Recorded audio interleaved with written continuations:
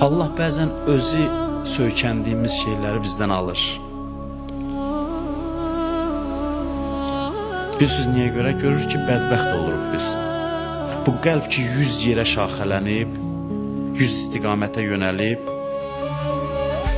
bilir ki, bu qəlblə yaşasa hara gedib çıxacaq insan. Ona görə Allah görürsən ki, bütün söykəndiyimiz şeylərdən bizi məhrum eləyir. Biz görürük ki, ayaq üstə dayana bilmirik, yıxılırıq və deyirik ki, gərək sənə arxalanmaq. Allah bunu istəyir yaratsın.